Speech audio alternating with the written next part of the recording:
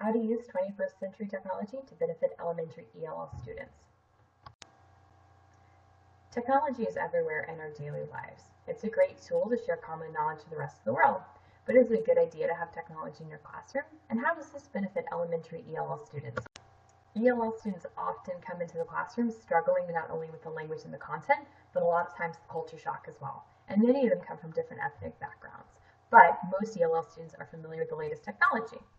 Now, technology that helps scaffold their learning. By using technology in the classroom, teachers can adapt to diverse learning styles while also enhancing the content of a specific subject area. These tools can also help gain student motivation and make them engage more in activities while building different skills. When teachers use videos, YouTube, and other audiovisual presentations to scaffold technology, it can help students visualize the content along with the auditory lecture. Teachers can also use translation tools such as Google Translate to help facilitate student learning in their primary language. Now, the main question is, how can we introduce and implement these great technological skills into the classroom? Our solution is by providing each ELL student with a personal tablet to be used at home and in the classroom, as well as implementing the flipped classroom method of instruction. Tablets in the classroom. Technology is beneficial for ELL students because it helps improve their writing skills as well as their vocabulary. And like we touched on in the previous portion of the video, many of our ELL students don't have access to a computer at home. And providing your ELL students with these tablets is going to take care of the digital divide that can sometimes make the flipped classroom instruction impossible in other school districts. A study by Maria Trenches in 1996 showed that students who used email as a method of supporting their new language showed marked improvement when learning that second language. Students would use their tablets to participate in Pen Pals Who Write, which is a group that creates pen pal connections between different classrooms. We would have themes for each week's letters, which would be centered on a different academic topic, which we would support by teaching academic vocabulary. And students would practice their reading skills by sharing their letters with their classmates. Students would also participate in Mixer, which is a Skype program that connects ELL students with other language learners from around the world. We would connect them to both native English speakers, which gives them one-on-one time instruction, as well as students looking to learn the ELL students' native language. ELL students can often feel frustrated by the language divide between themselves and other students, and by placing them in the role of a teacher, we hope to practice not only their language skills, but also to boost their confidence and sense of self-worth. A great way of creating a digital portfolio, since Twitter offers a timeline of users' tweets, it's going to be easy for teachers to see how a student's communication skills have improved and help diagnose areas of improvement for each student.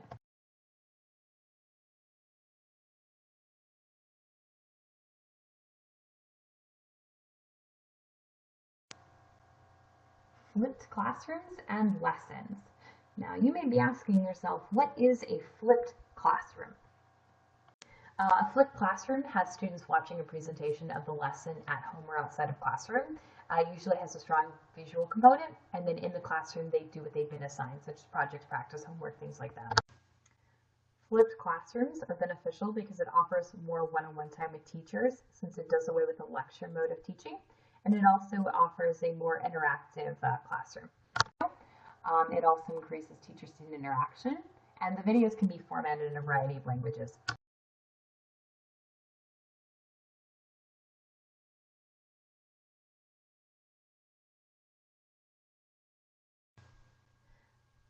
Parents can also watch the flipped classroom lectures, and they're encouraged to write down any questions they might have, as well as provide feedback for the teacher.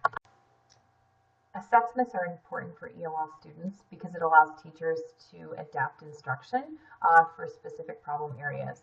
Ongoing assessments are particularly important since standardized testing usually doesn't reflect an ELL student's true knowledge. There are 3 different methods for assessing students. We have performance-based assessments, portfolios, and self-assessments. In performance-based assessments, teachers can have students watch different videos and ask questions to determine their understanding and comprehension. As stated in the earlier part of the video, programs like Pen Pals Who Write and Twitter accounts are a great way to create a digital portfolio of a student's work to view how they're progressing throughout a year. Self-assessments are great because it allows a student to evaluate their overall performance as well as think critically about how they learn. And self-assessments are useful for ELL students because they can be written in both English and their native language. So we've talked about how we want to implement technology in the classroom for our ELL students, as well as the method of using that technology.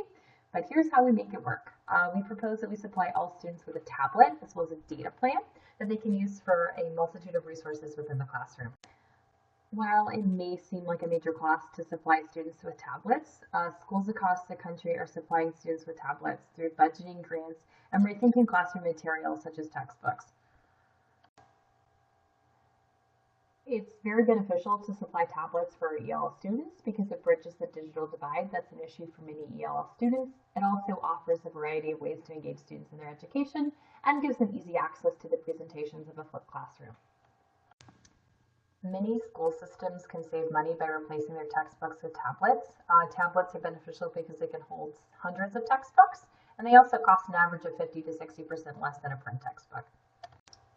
Defining success. A study by Pearson found that Hispanic students felt that using tablets in the classroom enabled them to learn in a way that was best for them. One of the major challenges when teaching ELL students has been the lack of tools to diagnose and assess student needs, as well as measure student learning.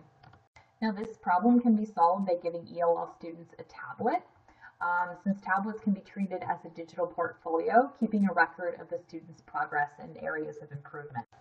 Helping ELL students master English is a complicated and lengthy process. By giving our students tablets, we will help them include first language instruction, monitor their progress, and make them proficient in academic English.